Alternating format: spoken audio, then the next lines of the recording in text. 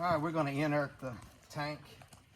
I believe it was a water tank, but you never know. So I'm using dry ice, frozen liquid carbon dioxide. Carbon dioxide will displace oxygen. It is heavier than oxygen, and this is the only outlet.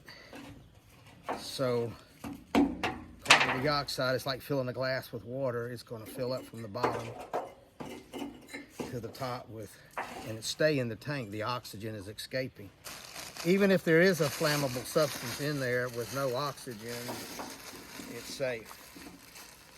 I used to be a welder and machinist many years ago, and worked on ships all over the place, and this was a common practice. A lot of times we would just take argon from the welding bottles or carbon dioxide from the welding bottles and just run it in there for a while. Most of the time they would require you to hire somebody to come out and sniff it, and it would tell you if it was safe or not. But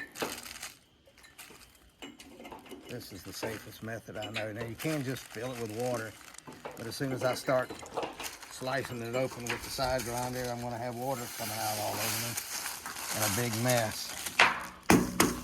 So what you see is carbon dioxide coming off there.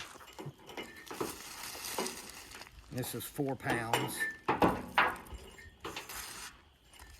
So that ought to be good. And we're going to add a little water just to kick it off.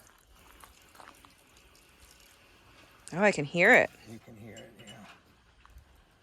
Yeah, if you can listen to it, you'll. So we'll give that about 5 minutes and I'll be able to start grinding on it.